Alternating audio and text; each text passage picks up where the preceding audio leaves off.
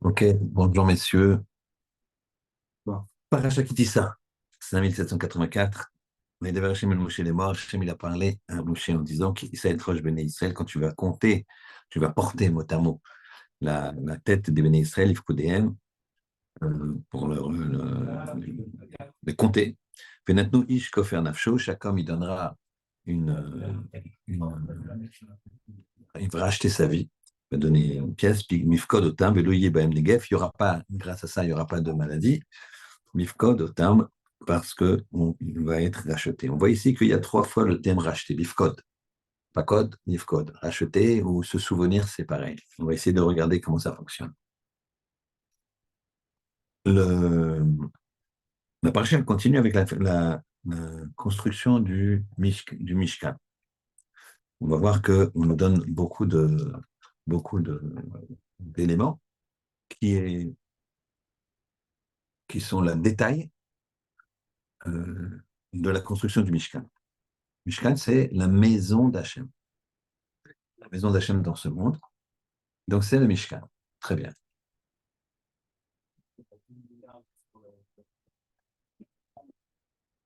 Maintenant, on va essayer de poser une question. La question est la suivante.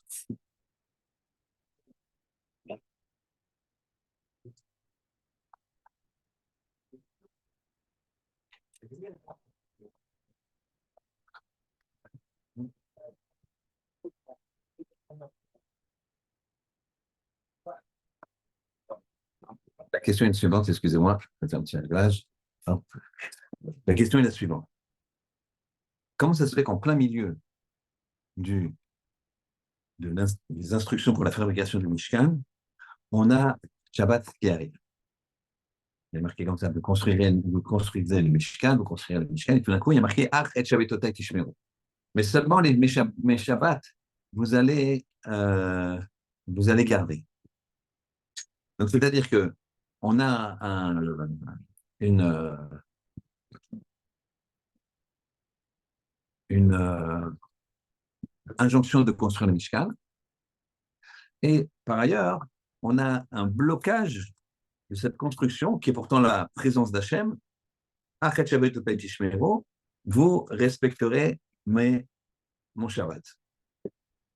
Donc, comment se fait-il que tu as un grand roi? Imagine, il y a un grand roi, tu es en train de construire un palais pour lui, il va venir, et tout d'un coup, tu as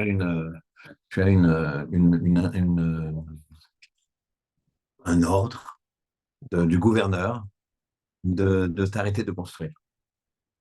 D'accord? Donc, tu as il veut qu'on construise son palais, et tout d'un coup, Moshe, il dit, mais sur l'ordre d'Hachem, hein, bien sûr, euh, arrêtez-vous, c'est Shabbat. Alors, Shabbat, c'est la présence d'Hachem, mais si Shabbat, c'est la présence d'Hachem, alors le Mishkan, c'est aussi la présence d'Hachem. Pourquoi j'arrêterais de construire le Mishkan? Donc, comment ça se fait qu'on met les deux choses en parallèle et on dit Shabbat, ça passe avant? Vous entendez bien, la maison d'Hachem, elle passe après Shabbat. Ça, c'est la première question. Deuxième question, euh, et que la recette du bonheur, c'est Shabbat. On a dit dans le titre du Shiur. Donc, c'est quoi le but de la vie? C'est de faire Shabbat? C'est quoi? Comment ça fonctionne? Troisième question, il y a le Kiddush dans cette paracha avec Shamrou ben Israël, ta Shabbat, la Sot. Shamrou ben Israël, ils garderont ben Israël et ta Shabbat, le Shabbat, la Sot pour faire. Pour faire quoi? Shabbat, tu fais rien. Au contraire, Shabbat, tu t'abstiens de faire. Donc, c'est quoi ce la Sot?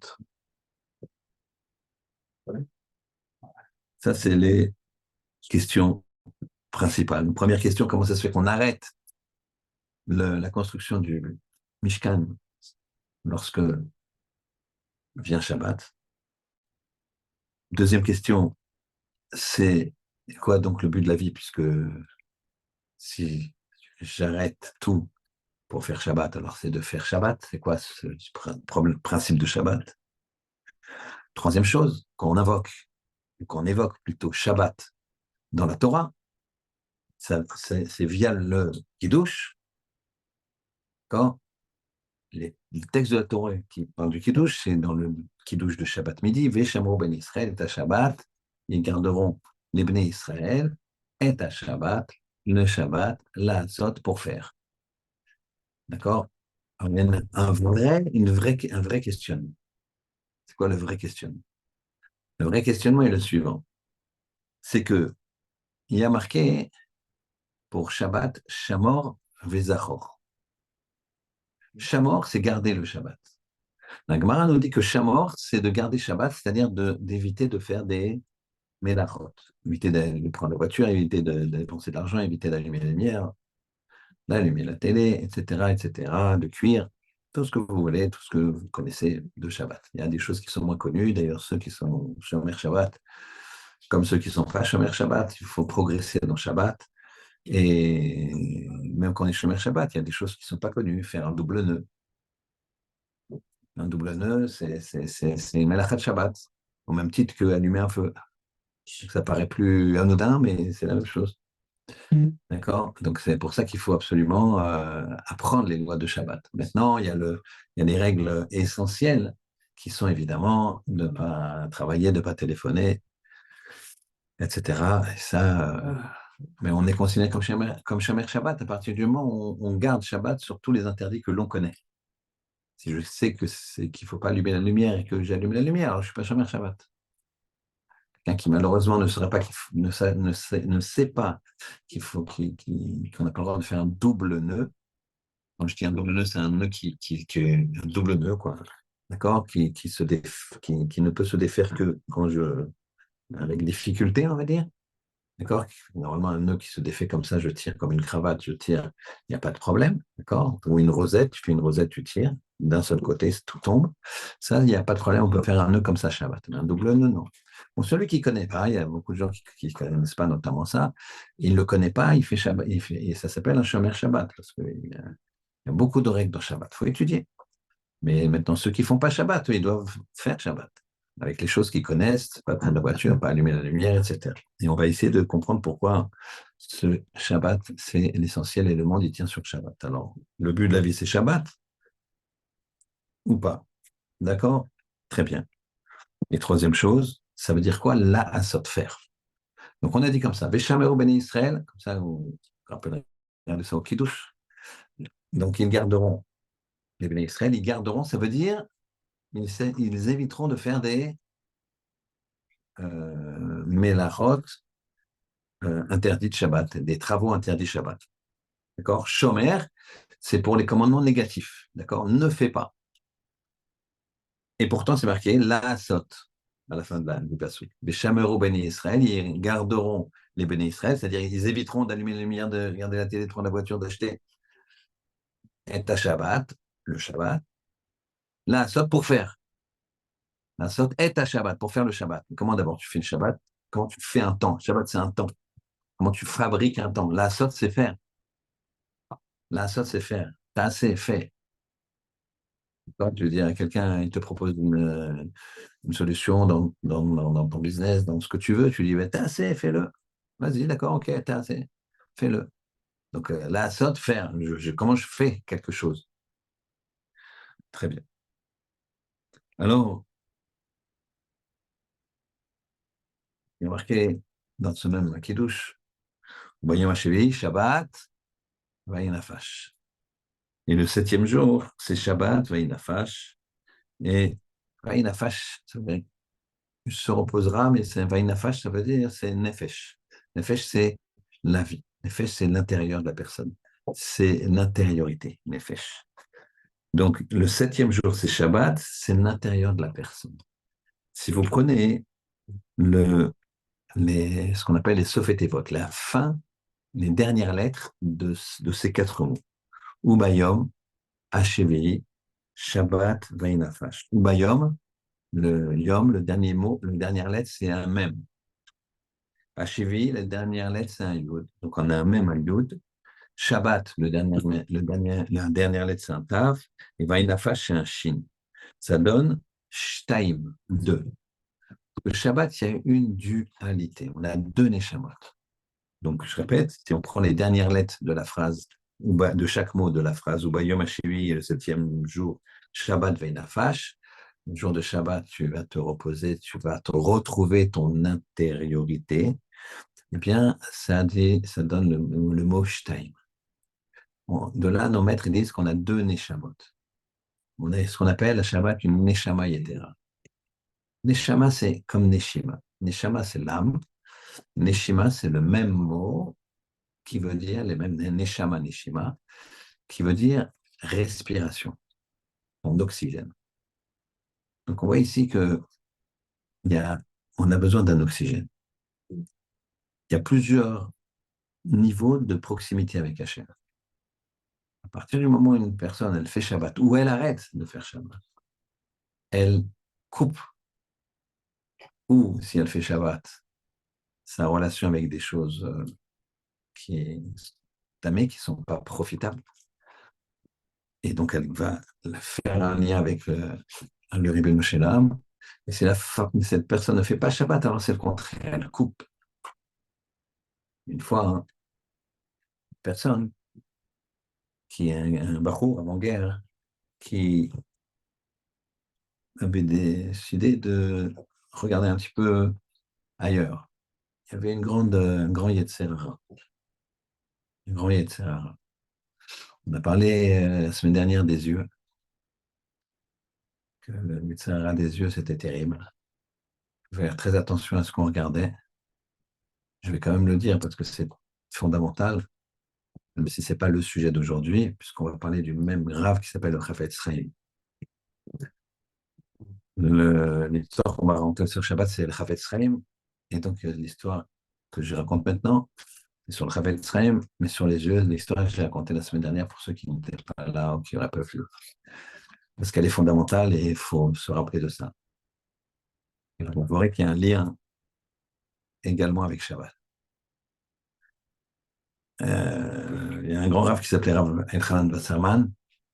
Il a été voir le Chafetz Chaim à la fin de sa vie, c'était son disciple. Et le Chafetz Chaim, il avait très âgé, il est niftar en 33 à l'âge de 92, un truc comme ça. Et, l'histoire se passe en 32. Il était déjà fatigué, un peu malade. Et voilà que le Rav Elchanan Wasserman, qui était au Shishiva, il vient avec ses élèves. Et quand il arrive, la fille de Rav Elchanan, elle lui dit: vous pouvez rentrer vous, mais papa, il est pas bien, il est très très fatigué. Désolé pour les Bachurim, pour les jeunes étudiants, ils ne vont pas le voir. Alors, ils lui, alors ils lui disent, alors il rentre chez le Chafetz Chaim. Il rentre chez le Chafetz Chaim et là-bas, le Chafetz Chaim, il discute et puis il lui dit: ils sont où les Bachurim?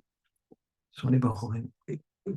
Alors, Rabbi Elchanan, il dit: ah, mais ils sont dehors. Pourquoi ils ne rentrent pas? Bah, le Rav est fatigué, le Rav est un peu souffrant. Il dit: non, non, non, fais-les rentrer, j'ai envie de les voir. Il faut que je les voie, j'ai besoin de les voir. Et il dit: vous avez besoin de les voir, Rav? C'est eux qui ont besoin de vous voir. C'est le monde à l'envers. Imagine Baba Saleh qui te dit: j'ai besoin de te voir. Tu te dis: oula, ça va chauffer. T'as un petit peu peur, quoi. Mais en tout cas, là, c'était pas dans ce sens-là. C'est plutôt eux qui ont besoin de vous voir, Rav. Il dit: non, t'as pas compris. Moi, j'ai besoin de les voir. Parce que dans le choix qu'ils ont fait d'être Bachour, il y a le choix de protéger ses yeux. Et le Nisayon, l'épreuve des yeux que les jeunes, ils ont maintenant, ça, on ne l'a pas connu, nous. On ne l'a pas connu. On n'a pas connu cette épreuve-là. Et c'est une épreuve qui touche directement Yetzirah, de protéger ses yeux. Et eux, ils protègent leurs yeux. Mais moi, je n'ai pas eu cette épreuve. Alors, je vais vous dire quelque chose. C'est que si je ne les vois pas maintenant, j'ai besoin de les voir parce que après 120 ans, de eux et de moi, ils seront tellement hauts, que je ne suis pas sûr, hein, dans le monde futur, de pouvoir les voir tellement ils seront hauts. Je ne sais pas si vous voyez le, de protéger ses yeux. Le même Chafetz Chaim, on revient à notre sujet Shabbat. Un jour, il y avait un bachour qui a, c'est pas les yeux tellement ils l'ont fait tomber, c'était des choses dans la tête. Vous savez qu'à cette époque-là, il y avait non seulement une dégradation des mœurs, alors les femmes, elles n'étaient pas déshabillées comme maintenant, elles oublient de s'habiller, comme ça. Les femmes, c'était une façon de faire. C'était déjà des attitudes qui étaient très problématiques. C'est ça qui agressait les yeux. Mais il y avait aussi une espèce d'engouement pour la pensée intellectuelle. Marx, Lénine, communisme, etc., etc. Et voilà qu'un Bachour commence à s'intéresser, et puis petit à petit, il glisse, il n'étudie plus beaucoup. La Torah, c'est ce qui permet de se protéger. Et voilà que ce Bachour, il finit par être attrapé, entre guillemets, au fin fond du jardin de la yeshiva en train de fumer Shabbat. Là, c'est un niveau que c'est très compliqué. Le Rosh Yeshiva, elle lui dit, tu te rends compte, je ne fais même plus Shabbat.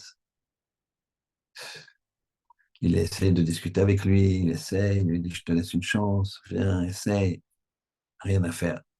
Il part de la yeshiva. Il lui dit, avant que tu partes, je te demande une chose. Viens, on va voir le Chavetz Chaim. On va voir le Chavetz Chaim. Et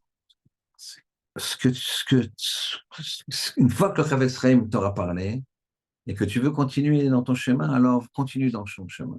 Mais voilà, dernière chose, dernière chance que tu dois te laisser, pas me laisser à moi, le Rosh Hashanah, moi que j'ai un élève en plus ou en moins, c'est techniquement ça ne change rien. Mais par contre, c'est pour toi que ça change.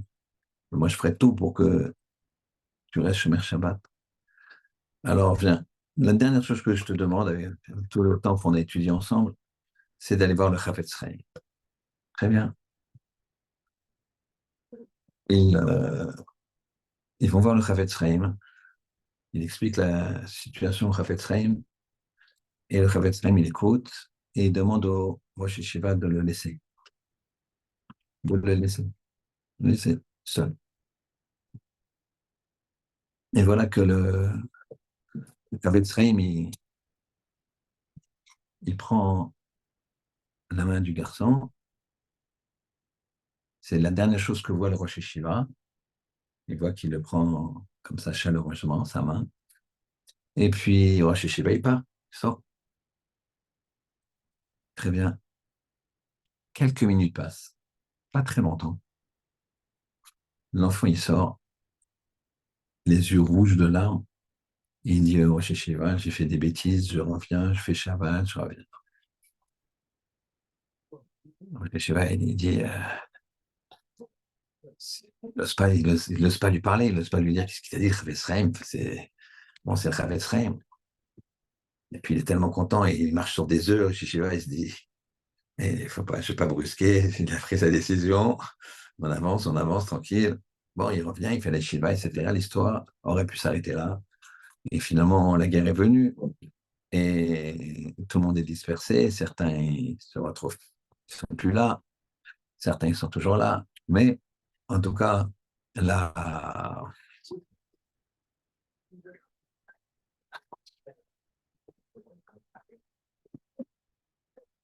Victor, il y a un autre plateau dans le Rosh Hashanah, donc il se quitte et ce qu'il a dit, le Chafetz Chaim, c'est pas connu. L'histoire était très connue et tout le monde rêvait de savoir ce qu'il a dit, le Chafetz Chaim. Mais les années sont passées. Ce Bachour, il a été rescapé. Et les gens de l'Yeshiva, ils ont été aussi rescapés. Vous savez, il y avait 2000 Bakhourim en Europe de l'Est dans la guerre. Et je vous donne juste un chiffre à méditer, à mémoriser. je ne passe aucune autre information que celle-là. Et sur les 2000 Bachurim, il y en a 1800 qui ont été sauvés. C'est juste une information à garder. C'est ça qu'on connaît beaucoup de choses de ces Bachurim qui sont devenus adultes, qui sont pour la plupart allés aux États-Unis via, par exemple, la yeshiva de Mir, qui est partie, il y avait plus de 300 Bachurim qui ont été sauvés, ils étaient à Shanghai, de Shanghai, ils ont été aux États-Unis. Bref, les années passent, longues années passent, plusieurs dizaines d'années, et un jour, l'histoire que je vous dis, c'est un grand conférencier aux États-Unis qui fait cette dracha. Il raconte cette histoire sur l'importance du Shabbat. Et il raconte en disant sans doute les mots du Chavetz Chaim, puisque lui, Shmirat Halashon. Chavetz Chaim, il avait dit qu'il a écrit un livre énorme sur le Shmirat Halashon, de garder sa bouche. Il fera un show dessus plus tard. Donc, il y a une fois un Américain qui est venu le voir et qui s'est dit, avec tout ce qu'il dit qu'on n'a pas le droit de dire, on n'a pas le droit de dire, on n'a pas le droit de dire, ça va être vite fait, il ne va pas parler à une seule mot. En fait, c'est pas vrai, le Chavetz Chaim était très prolixe, il n'était pas bavard, il était, comme la personne venait des États-Unis, alors il s'est dit, il faut que je fasse cavote, faut pas exagérer, la personne se déplace d'autant, il était très fin, et donc il lui a beaucoup parlé. Et l'Américain, il a dit, moi je pensais qu'il ne me parlerait pas. Mais il parlait des choses évidemment qu'il faut. Donc, le conférencier, il raconte cette histoire et voilà que il dit on n'a jamais su ce que a dit le Chavetz Chaim à ce jeune homme, mais en tout cas, en 10 minutes, il a retourné. Voilà que la conférence finit et le conférencier est seul, il y a des gens qui viennent nous poser la question, puis il est là en train de ramasser ses affaires et au fond de la salle, il voit un homme, une barbe blanche assez âgé, qui est en train de sangloter. Il fonce. Et elle dit, monsieur, vous allez avec un verre, comme ça, vous vous sentez pas bien, vous voulez que j'appelle la tsana? Il dit, non, non, ça va, ça va, ça va. Ça va, je vous remercie, ça va. Elle lui dit, je peux faire quelque chose pour vous? Et elle dit, non, non, non, c'est pas grave, mais ce votre chiot exceptionnel, et l'histoire que vous avez racontée, parce que vous savez, le barouk, c'était moi. Alors là, le conférencier, il dit, je tiens ce couple-là. Il s'est dit, waouh, peut-être savoir ce qu'il a dit, je ne vais pas le brusquer pour l'instant, parce que. Et il se calme, il met un verre d'eau, un verre de thé, il reste doucement. Et puis, il lui dit, vous savez que votre histoire, elle est connue, mais on ne sait pas ce qu'il a dit, le Chavetz Chaim. Ça vous embête de me le dire? Et l'homme, il a dit, il m'a rien dit. Il m'a rien dit. Il a pris ma main avec ses deux mains, il a baissé sa tête, il m'a regardé, il a dit un mot, Shabbos. Shabbat, on dit, il a dit Shabbos, il a baissé ses yeux, et là, il y a une larme qui a coulé sur ma main ici, vous voyez ici. Et quand vous avez. Et ça m'a brûlé. Ça m'a brûlé. Ça m'a changé. Quand vous avez raconté l'histoire, je me suis rappelé la peine que j'ai fait au Réveillé. Maintenant, je comprends ce qu'il avec l'âge, j'ai compris qu'il m'a fait comprendre que quand tu fais pas Shabbat, cette peine-là, tu le fais au Imam Shabbat.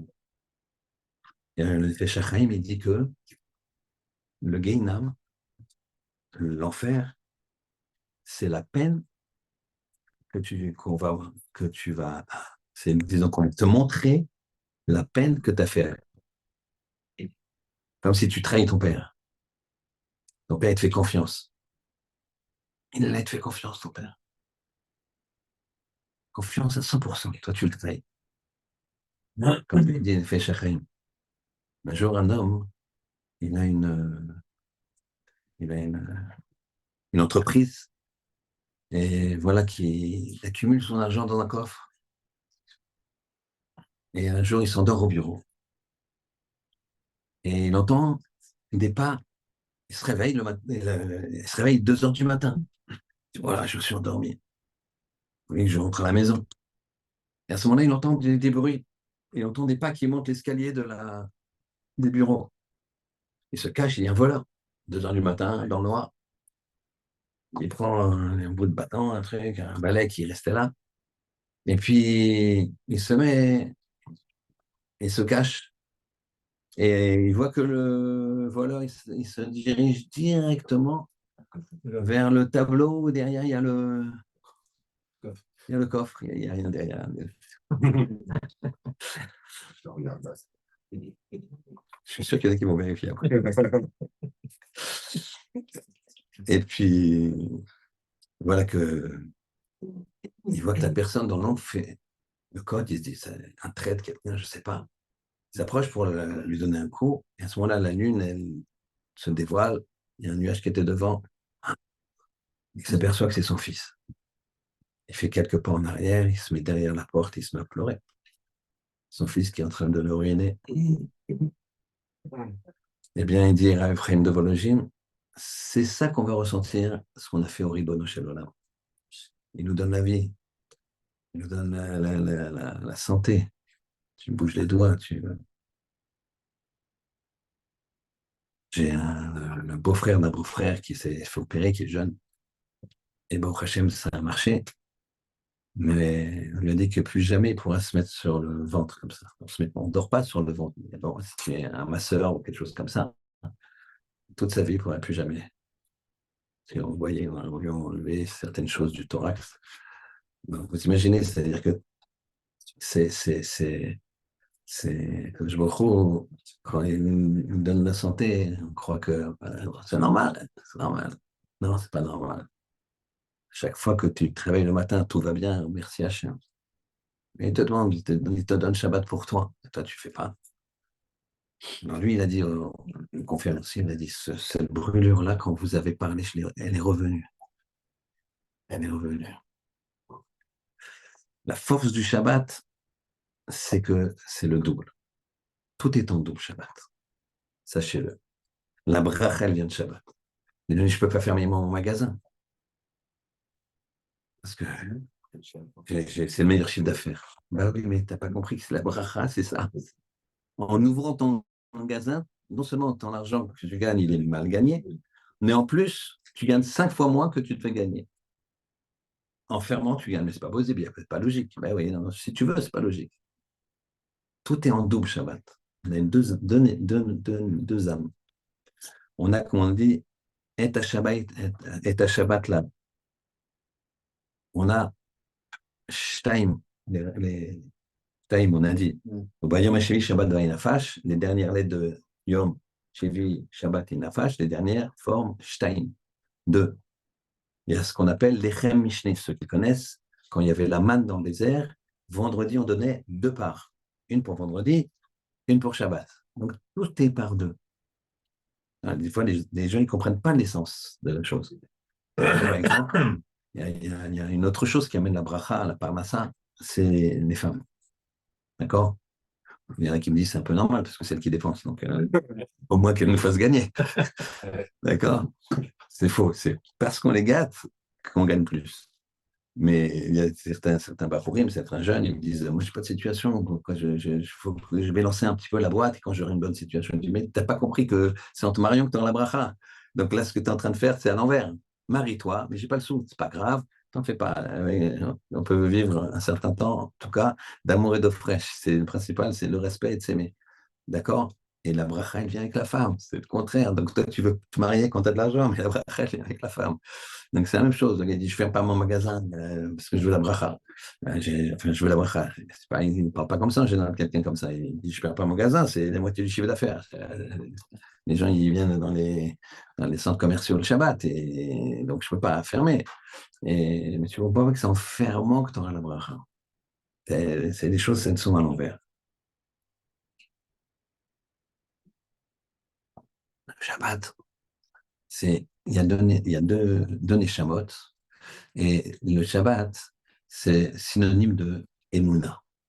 Emouna, la Emouna. On a la foi. Parce que c'est vrai que c'est pas logique. La Emouna, c'est de faire c'est de faire une,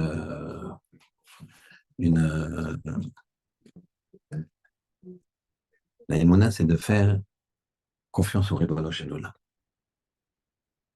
Dans tous les cas. On fait Shabbat, on livre notre journée entièrement à la spiritualité. Je dis la spiritualité, pardon, ça fait peut-être rire chacun qui pense à la bonne Kaila qu'ils auront, ou Tchoulent, que en général chez les Ashkenazim, il est déjà là, le jeudi soir, il commence à être prêt. C'est dans les Shivot, c'est le grand jeu d'aller taper dans la marmite du Tchoulent le jeudi soir. Et bref, donc le gars me dit, ouais, spiritualité, le rabbin il est gentil, mais, mais bon, spiritualité, on passe quand même pas mal de temps à table. Non, ça reste spirituel. C'est une nourriture qui est matérielle, bien sûr, mais qui a une- une intensité spirituelle. Et ça, je pense que tous ceux qui font Shabbat et qui font pas de Shabbat merveilleux, ont pris de spiritualité, ils le sentent. Donc ça, c'est pour se connecter à cette spiritualité, pour avoir cette distance avec le monde extérieur, le monde de la matérialité non spirituelle, hein, eh bien, il faut avoir une grande émouna. Shabbat, c'est la émouna. J'y crois. J'ai confiance. Une fois, il y a un non-juif qui a fait, qui est monté sur une montagne haute. Il a gravi la montagne, il a planté un pieu, il a tiré une corde, il est monté sur la montagne d'en face, il a planté un pieu, il a tendu bien la corde, et puis donc il y avait une corde entre les deux montagnes. Il y avait des amis à lui qui étaient là, il a dit, vous pensez que je peux arriver au bout de... Ils lui ont dit,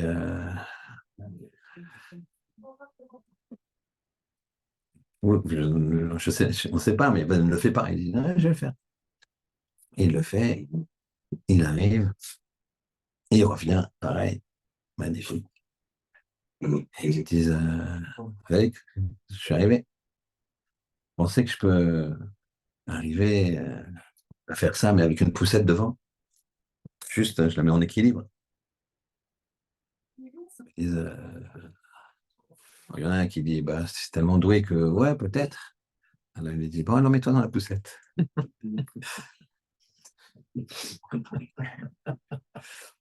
Et il y avait la petite fille de ce monsieur, de ce funambule. Et la petite fille dit, ben, mon papa, je peux? Moi, j'ai envie d'aller dans la poussette. Tout le monde regarde et tout, et le père dit, ouais, viens. Il y va, et il réussit. Il revient, et il réussit. Alors, le fait qu'il réussisse, c'est pas ça qui a choqué les gens. C'est le fait que la fille, elle était dedans. Alors, ils ont demandé à la petite fille, mais comment ça se fait que tu vas dedans? Comment ça t'a interprété? J'ai dit, mais c'est mon papa qui me protège. Vous comprenez l'allusion? Si on lève les yeux au ciel, si on a la Emouna, c'est notre papa qui nous protège. T'as peur de rien. Les gens, ils font Shabbat, ils ont dit, mais je vais changer ma vie, je vais changer, mais c'est ton papa qui te protège. C'est ton papa qui a dit de faire la chose. Alors, je ne sais pas s'il a raison de mettre dans la poussette, vous comprenez, c'est une histoire. D'accord? Je ne vous conseille pas de faire ça, même si vos enfants, ils ont parfaitement confiance. Mais l'aïmouna et le Shabbat, ça va ensemble. L'aïmouna, c'est... Mais le Shabbat, c'est compliqué. Ça, c'est quand tu es extérieur. Mais si c'est ton père, tu montes dans la poussette de Shabbat. Donc là, c'est pas la poussette, c'est la Ferrari de Shabbat. C'est ça le principe. Parfois, on ne comprend pas la grandeur de Shabbat. Mais on va aller un peu plus loin. On a dit qu'il y avait une question qui se posait, que être Shomer Shabbat, quand on dit Shomer, Shmira, ça veut dire je garde Shabbat, je ne fais pas les choses interdites. D'accord? On n'allume pas de feu, etc., etc. On l'a dit plusieurs fois. Mais après, il y a marqué l'asot, faire. Donc, il y a une notion de faire. De shmirage, il y a des choses que je m'abstiens de faire, mais il y a des choses que je fais, puisqu'il y a marqué l'asot, faire. En fait, vous remarquerez autour de vous que les gens qui essayent de faire Shabbat et qui le prennent comme un empêcheur de faire certains kiffs, d'accord, entre guillemets, des faux kiffs, mais ce qu'ils appellent des kiffs, ils n'y arriveront pas. Il faut qu'ils aient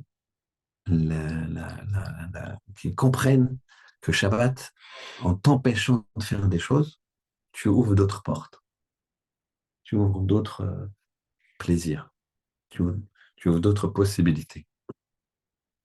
C'est comme le principe de la pureté familiale. Quand une femme est dans un état où elle ne peut pas avoir de contact avec son mari, eh bien, les gens ils disent ça ferme une porte, je ne peux pas. C'est le contraire. Ça ouvre une porte que jamais personne, celui qui ne fait pas pureté familiale, jamais avoir ce type de relation avec sa femme qui est dénuée de tout, c'est-à-dire pensée ou arrière-pensée physique. Donc c'est le contraire, ça ouvre une porte, ça ouvre une autre dimension, ça ouvre une autre dimension qui va pouvoir, quand il se retrouve, aller encore plus haut, aller encore plus dans l'unité de l'un avec l'autre. Donc en fait, s'abstenir de faire certaines choses, c'est se permettre d'en faire d'autres. Rappelez-vous de ça. C'est ça, Shabbat. Je m'abstiens, donc je m'ouvre des portes. Comme tu as deux chemins. Tu vas dans le chemin de droite, tu ne peux plus aller dans le chemin. Je dis, mais j'étais dans le chemin de droite. Ouais, mais c'est à la fin, regarde, c'est un précipice et en bas, il y a des alligators. C'est pas... L'avenir est incertain. Et donc, maintenant, c'est vrai qu'il sentait meilleur, qu'il était en descente. L'autre, il était en pente, mais après, regarde, ça descend doucement, il y a un petit vent, il y a une bonne odeur. Donc, quand tu t'abstiens de ce qu'il ne faut pas faire, ça t'ouvre la porte et les possibilités de ce qu'il faut faire. C'est ça comme ça qu'il faut prendre le Shabbat. Les gens qui prennent le Shabbat avec la notion de... Ils se ferment à quelque chose, ils empêchent. Les fumeurs, notamment, quand Shabbat finit à 23h le mois de juin, alors là, c'est vrai que c'est peut-être c'est un challenge, on va dire. On va leur donner plein de chewing-gum et de trucs, je ne sais pas quoi. D'accord? Mais s'ils voient ça que parce qu'ils ne peuvent pas fumer, ça va être compliqué. Mais s'ils voient ça parce qu'on se repose, parce qu'on discute, parce qu'on se promène, parce qu'on étudie, parce qu'on va à une cour du rabbin, parce on mange bien, etc. On a le temps de discuter. Hein, on n'est pas sur les réseaux sociaux, on n'est pas sur son téléphone, on n'est pas. Et que tu te fermes ces portes-là, bah, tu t'en ouvres d'autres. Tu t'en ouvres d'autres. Et c'est pour ça que le Shabbat, c'est la base. Personne qui coupe Shabbat, qui faisait Shabbat, qui fait plus Shabbat, il fait un vrai retrait. Je me trouve, il laisse la chance à tout le monde et à tout moment. Des fois, c'est plus ou moins difficile, des fois, c'est plus ou moins facile. Mais la chance, elle est à tout moment. À tout moment, jamais il tend la main. Sauf que des fois, la main, elle est un peu plus loin. Il y a une marloquette dans la Gemara hein, que on va arriver à la Megillah d'Esther. Que quand Esther, elle est venue sans être autorisée par Ahashverosh, alors quand quelqu'un venait chez Ahashverosh sans avoir été convoqué, il y avait deux solutions. Ou Ahashverosh, il lui tendait son sceptre, il le mettait comme ça, il le tendait vers lui, et alors ça voulait dire que viens, t'es pas invité, mais je suis content de te voir. Ou alors, il prenait son sceptre, il le mettait comme ça.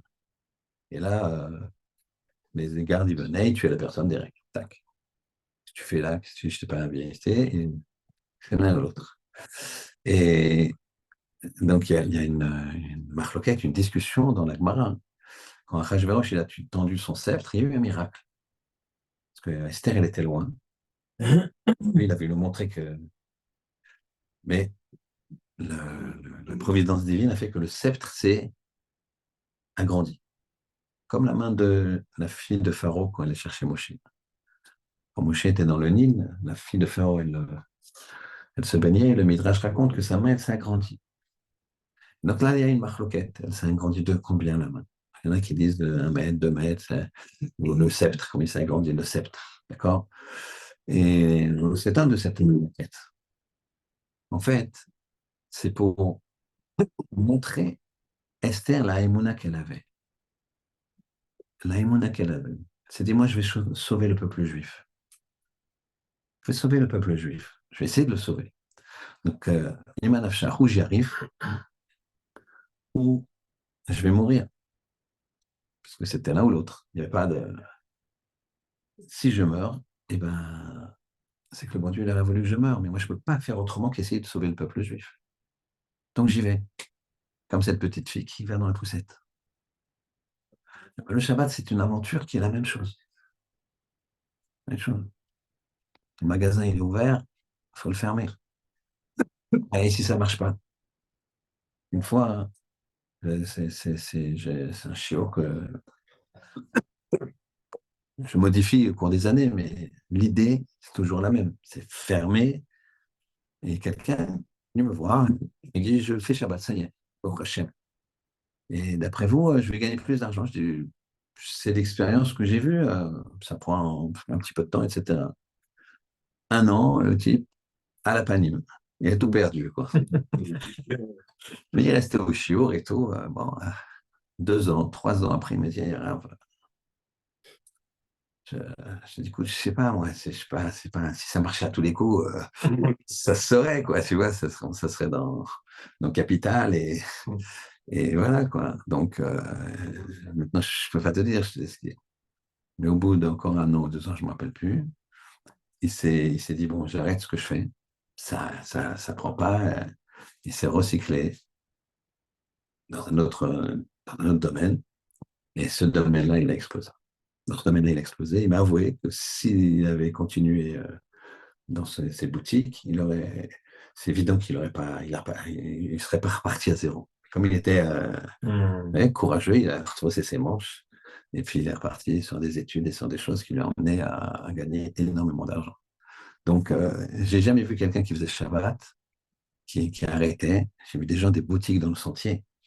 Un monsieur, il avait peut-être 20 ans de plus que moi. J'ai des discussions que j'ai eues quand j'avais, je sais pas moi, 18 ou 20 ans avec lui, je me rappelle. Et il avait une belle boutique rue du Temple, à l'époque, je ne sais pas s'il marche toujours. Et c'était samedi, il cartonnait. Il a arrêté et il a dit, c'est incroyable. Là, il n'a pas changé de métier, il n'a pas truqué. Il a arrêté, au bout de quelques mois, il a dit, je ne comprends pas. Je fais le même chiffre d'affaires, je fais la même chose, et j'ai un jour 30. Et ça s'est équilibré sur les autres jours. Donc c'est ça, Shabbat. Shabbat, c'est l'aïmouna. Il faut avoir confiance en Ribono Shel Olam. Shabbat, c'est de la spiritualité. Quand tu te fermes des portes, quand tu changes, c'est une façon de se retrouver avec toi-même aussi. Tu n'es pas pollué par le téléphone. J'étais avec mon rave, à Rottenberg, on discute. J'avais le téléphone dans la main. Le téléphone, il sonne. Alors, Rav, il me dit, réponds. Je dis, Rav, si ça me dérange pas, je ne réponds pas. Lui, il ne sait pas que je suis en train de parler avec vous.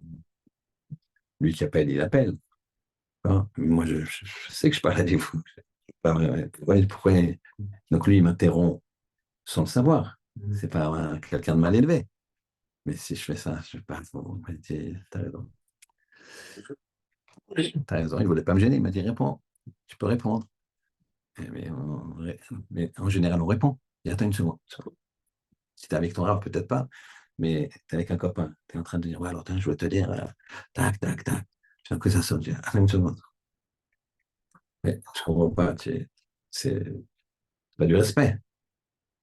Pire avec ta femme. T'es avec ta femme. T'as un téléphone. Attends une seconde. Il laissera un message. Tu continues, tu discutes, tu fais tes enfants. Tu sais que tes enfants, tu dis un truc, tu dis, ah, chérie, il faut que je te parle. Tiens, regarde, tout ça, ou tu bosses avec lui, tu l'aides à faire les maths, chacun son truc, tu fais un foot avec lui, tout d'un coup, attends une seconde. T'as ton fils de 7 ans qui est là, papa, allez, tu tires ce penalty, attends une seconde, je suis avec. Non, pose ton téléphone, ça y est, il n'y a pas, tu joues avec ton fils, tu joues.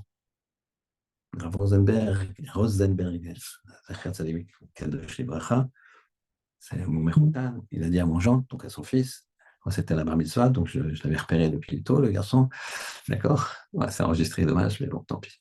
Euh, et il lui avait dit à sa réunion, il dit, mon fils, quand tu joues, tu joues. Quand tu travailles, tu travailles. Quand tu étudies, tu étudies. Les choses que tu les fais bien. Tu ne fais pas à moitié, à moitié. Un enfant, tu as besoin de jouer, tu joues. Quand tu fais les choses, tu les fais bien. Les smartphones, ils nous empêchent de faire les choses bien. Rester concentré, rester attentif à celui qui te parle. Viens, j'ai un problème, toi, t'es mon bon ami, viens, je voudrais te parler. Et tout d'un coup, ça sonne. Et donc, toi, tu es en train de parler, oui, tu sais, tu comprends, j'ai ce problème-là, et l'autre, il dit, ah, une seconde, une seconde. Est-ce que ça donne quoi? Eh bien, Shabbat, ça t'apprend ça.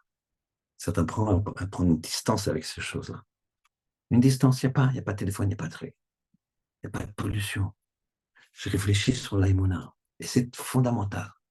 Je vais raconter une histoire incroyable. Il y avait un rave, je ne sais plus le nom, très grand rave, très connu pour ses drachot sur l'aïmouna.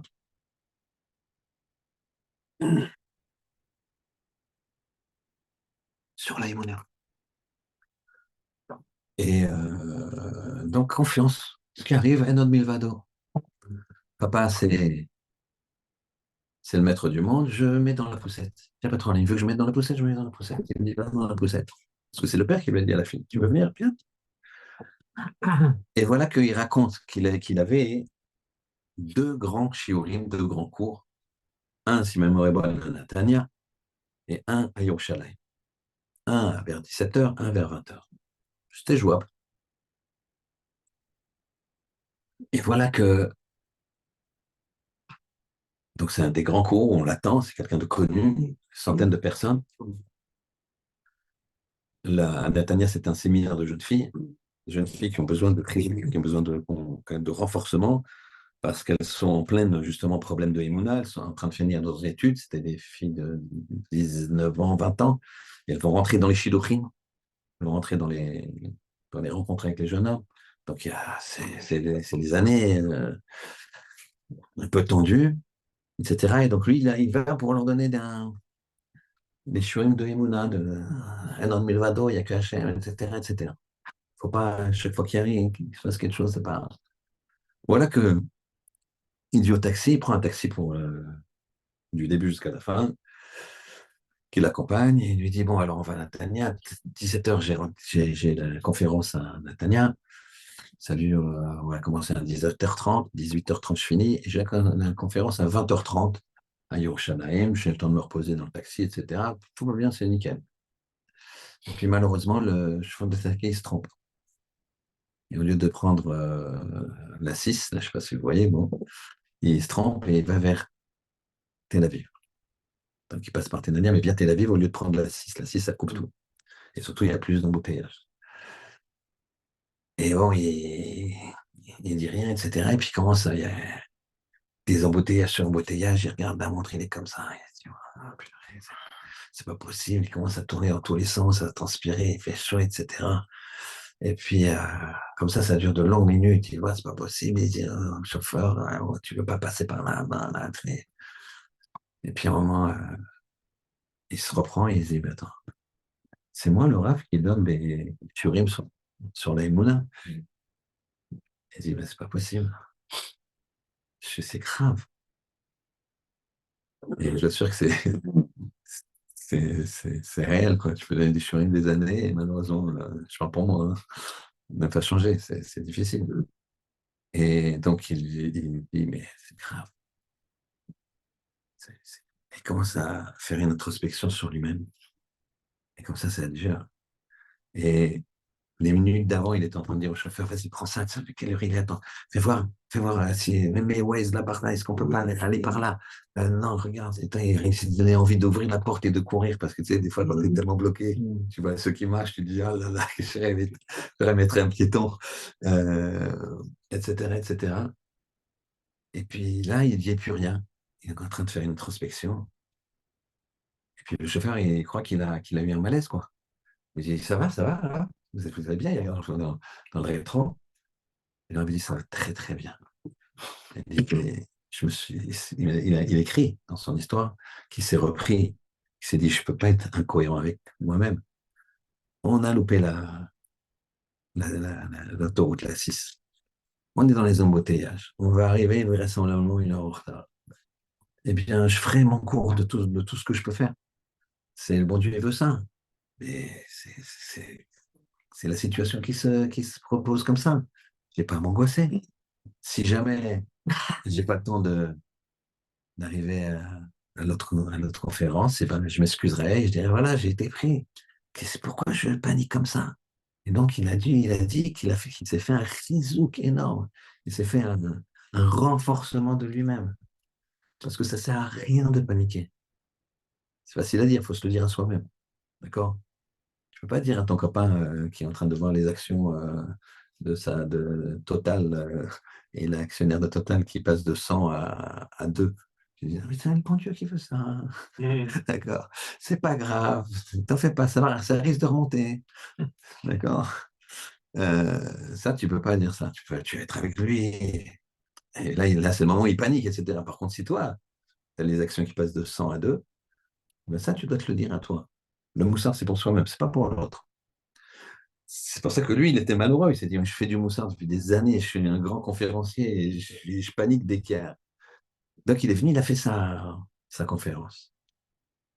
Elle finit à 19h, 19h, quelque chose comme ça. Donc il n'est pas encore trop tard pour l'autre conférence. Vite, il range ses affaires et là, il voit 2 jeunes filles qui ont été émues par sa conférence et qui ont des questions. Rav, on a des questions très importantes à vous poser. Et lui, il est là, et dans sa tête, il se dit, attends, je suis désolé, voilà mon téléphone, voilà. Puis il se dit, il réfléchit en même temps, il se dit, mais maintenant, ces filles-là, elles sont, elles sont remuées par le chiour. Elles ont envie d'avancer. Elles ont des questions. C'est des filles, comme on a dit, qui sont dans des vrais sujets, des vrais sujets d'adultes. En général, les filles de 18 ans, 19 ans, 20 ans, quand elles sont dans les milieux religieux, elles savent que c'est bon travailler, plus le chitour qui arrive, et puis voilà, et qui je prends? Est-ce que je prends un parcours qui fait que étudier? Je prends un autre, quelqu'un, la part de ça sera sur mes épaules, etc. Il y a plein de questions, c'est des questions d'adultes. Et donc il dit non, pas grave. Oui, qu'est-ce que je peux faire pour vous? Dites-moi vos questions. Il répond à ces questions, à leurs questions. Il répond à leurs questions. 10 minutes, un quart d'heure, et il repart. Et là, pour la fin de l'histoire, il arrivera certes un petit peu en retard à sa deuxième conférence, mais il pourra la donner, etc. Il raconte que quand il est rentré le soir tard chez lui, il était épuisé. Il a dit, j'étais épuisé, pas par les 2 conférences. J'avais l'habitude de faire même 3, 4 conférences, donc en Israël, le matin 10 heures, l'autre 14 heures, 18 heures. C'est un grand conférencier. Mais j'étais épuisé pas pour ça. J'étais épuisé parce que j'avais changé. Parce que j'avais pris la décision d'intégrer ce que je disais, d'avoir la vraie mouna. Il arrive quelque chose, il arrive quelque chose. Donc, voilà, t'as un retard. T'as un retard. C'est vrai, tu as 100, 200 personnes qui t'attendent pour un shiur. Il n'y aura pas de shiur. Bitul Torah, les gens ils vont penser quoi de toi? Tu n'as pas prévenu, etc. etc. C'est pas Chilou Lachem. Hein, voilà le rabbin, ouais, il est gentil, mais quand même. Hein, doucement, doucement. Et notre 1020, il n'y a que le Ribono Shel Olam. Ce que tu, ce qui t'arrive, c'est le bon Dieu qui a voulu qu'il t'arrive. Donc Shabbat, ça te permet de prendre cette distance, de réfléchir à ta vie, de réfléchir le sens de ta vie. Le fait de faire Shabbat, ça t'ouvre des portes de réflexion que tu n'auras jamais, que tu n'auras jamais si tu ne fais pas Shabbat. C'est une connexion avec Hachem, un lien avec Hachem que tu n'auras jamais. t'as beau avoir le cœur, tout ce que tu veux, il n'y a pas de problème. Chaque juif, c'est un diamant, il n'y a aucun problème. Aucun problème.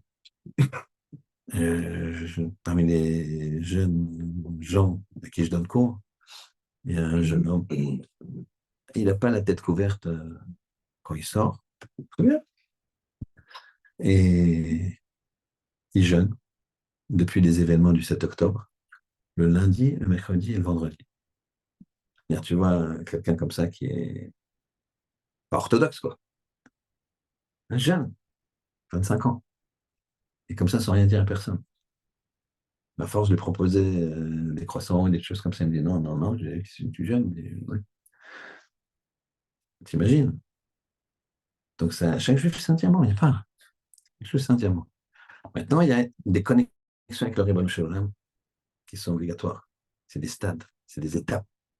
Shabbat, c'est une étape. Cette année, Shabbat, c'est fondamental. Je ne dirais pas plus que les autres années, bien que j'ai dit cette année, mais il y a un cachet, il y a un rapprochement avec Shabbat à faire où on est obligé de faire. Chacun est obligé de faire quelque chose en plus pour Shabbat. Je vais vous dire pourquoi.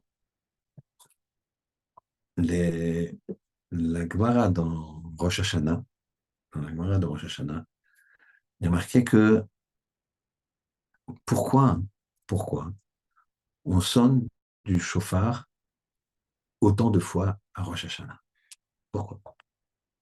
Alors la Gemara dit pour être mébalbel le Satan, pour troubler le Satan. Pourquoi? Il y a Rashi et Tosfot, la marloquette, c'est intéressant, Rashi et Tosfot. Rashi dit pourquoi ça trouble Satan? Pourquoi le chauffard trouble Satan? Le chauffard trouble Satan. Le chauffard trouble Satan, pourquoi? Parce que le Satan, c'est l'accusateur. On avait déjà dit plusieurs fois ici, Rabotai, que c'est quoi le Satan, c'est quoi le Malach HaMavet, c'est quoi l'Yetzirah. L'Yetzirah, c'est la tendance à ce qui t'attire. Le Satan, c'est ce qui accuse. Malach HaMavet, c'est celui qui punit, qui tue. Donc, tu as séduction, accusation, exécution. C'est-à-dire qu'ici, il y a plusieurs looks, mais c'est la même personne. Il y a juste, c'est une entité qui s'appelle Yetzirah, Satan, Malach HaMavet. Donc, Yetzirah a tendance à faire la faute, séduction. Satan, accusation. Malach HaMavet, ange de la mort. Tac, tac, tac, c'est le même. La, la séduction, Yetzirah, il se met en quoi? Il se met en grande blonde aux yeux bleus, par exemple. D'accord? Ou en McDo, bien. Bon, chacun, il a ses. D'accord? Donc, c'est point faible. Donc, il se met un truc intéressant, quoi, sur le papier, quoi. Séducteur. Yetzirah. Donc, le gars, il a fait. Il y a évidemment le selfie quand même. Tu fais le selfie, tu vas à Venise, tac, le selfie. D'accord? Mais après, lui, il change de look. Il monte en haut, il enlève la perruque, le machin, le truc, et il met Satan. Déjà, l'accusateur, c'est déjà pas. Ça fait peur, il met sa robe noire, tac. Et il arrive, il dit Bon, regarde, 12 février, 15h30, Venise, c'est le Satan. Après, s'il a gain de cause, Hachem lui dit Bah, vas-y. Et là, c'est encore plus terrifiant. Il enlève sa robe de procureur, il met le truc, il prend l'épée et il y va. C'est la même personne. C'est le même. Alors, qu'est-ce qu'on fait? Qu'est-ce qu'il y a? Lui, il aime le jour du jugement. Din. Il dit, j'aime, t'as fait un monde, on met les plus, on met les moins, et regarde, c'est bon. Yom Adin, Rosh Hashanah, c'est Yom Adin, jour du jugement, la balance, on met les plus, les moins. Hachem, il lui dit, bon, il accuse, je ne vais pas parler de Rosh Hashanah, on reviendra plus tard. Donc, il accuse à fond. Voilà qu'on sonne du chauffard et ça va le troubler. Pourquoi? D'après Rachid, ça le trouble parce que lui est en train de dire, tu vois, les Israël, ils ne font pas de mitzvot, ils ne font pas de trucs. Et en fait, oui, ils font. Oui, ils font. Hachem, il va dire, mais regarde, t'as vu combien de chauffards ils sonnent? Moi, j'ai dit, sonner tellement 300. Chaque son doit être entouré d'un son long. Donc, tout, un son, fait 300 et ça 3 fois. Bon, je ne rentre pas dans les détails, c'est pas grave. Donc, je leur ai demandé de sonner donc 3 fois 3, 900, ils en font 100. Donc, ne pas me dire qu'ils ne font pas la mitzvot. Et là, le Satan, il n'a rien à dire. Comme si quelqu'un, tu viens me voir, tu me dis, non, monsieur le PDG, votre directeur développement, il est sous de vous, il ne travaille jamais. Je lui dis, écoute, il est 23 heures. Tiens, regarde, tu vois le bureau là-bas, c'est lui qui est là-bas. Il était là ce matin à 7 heures. Et il a tous ces dossiers, ils sont là. Regarde, tout ce qu'il a fait, c'est là. Non, s'il te plaît, je sais que tu t'entends pas avec lui, mais d'accord. Donc c'est exactement la même chose. Il dit, regarde, qu'est-ce que tu m'embêtes? Allez, Satan, trouve autre chose parce que tu as vu ça, c'est le Rachid. Soit il dit autre chose, soit il dit que parce qu'à la fin des temps, il y aura un grand chauffard. Et quand je m'en lui-même, il fait la shrita du Satan. Et donc, quand il entend tout ce chauffard, tous ces chauffards-là, le Satan, il sait que ça va se passer comme ça. Il se dit, voilà, là, c'est la fin des temps, et il commence à paniquer, il panique, il n'a plus la force d'accuser. D'accord? Ça marche. Donc, le chauffard, c'est très, très important, puisque ça trouble le Satan. Et puis, Gabala, ça dit quoi? Hachem, il a deux trônes. Un trône de din, de rigueur, et de rachamim. Shoshana, c'est Lyomadin. Il est assis sur le trône de din, de rigueur. Le chauffard va faire en sorte que il va se déplacer sur le trône de Rachamim. La Gemara là-bas, elle dit que quand on ne sonne pas du chauffard Shabbat, alors on n'a pas été mis balbel le Satan. Parce que Shabbat, on ne sonne pas du chauffard. Donc on n'a pas été mis balbel le Satan. On n'a pas troublé, on ne sonne pas du chauffard. Donc il y a une année où on ne sonne pas du chauffard, donc on n'est pas mis balbel de Satan. C'est une année qui va être très, très dure. Donc certains, ils ont pensé que, puisque Shabbat, Shmini Atzeret, il s'est passé ce qui s'est passé. Ils ont dit, ben voilà. Sauf que Tosfot, il rajoute, il dit, c'est pas quand Rosh Hashanah tombe Shabbat. Rosh Hashanah, on ne sonne pas du chauffard quand c'est Shabbat. Mais ça ne s'applique pas le fait qu'on n'ait pas été mébalbel le Satan. Le Satan, il est mébalbel, bien qu'on n'ait pas sonné. C'est le cadeau que nous fait Shabbat. Ça tombe à n'importe quel autre jour et qu'on ne peut pas sonner pour une raison. Dans cette communauté, il n'y a pas de chauffard. Il y a de chauffard et puis ils sont loin. Ils ne peuvent pas. Là, c'est embêtant. Là, c'est embêtant. Il y a un seul chauffard, s'il tombe, il se casse. Ça, c'est embêtant. Et dans le monde entier, on n'a pas sonné le chauffard à Rosh Hashanah parce que c'était Shabbat et Tosfot dit il n'y a aucun problème. Quand on dit qu'il y aura des problèmes quand on ne sonne pas du chauffard à Rosh Hashanah, c'est pas quand c'est Shabbat, c'est quand c'est un autre, quand il y a un cas de force majeure. La guerre, le truc, t'as pas pu, c'est embêtant. Par contre, quand c'est Shabbat, il n'y a aucun problème. C'est-à-dire que Shabbat, qu'est-ce qu'il a fait le chauffard? On a dit qu'il fait passer le Akadosh Baruch Hu du trône de justice stricte au trône de bonté. Ça, c'est le chauffard. Maintenant, puisque Shabbat, on ne peut pas sonner du chauffard, mais que Shabbat, j'ai pas de problème. C'est-à-dire que le Shabbat lui-même a fait passer quoi? Hachem du trône de justice stricte au trône de bonté. J'étais clair? Je suis clair?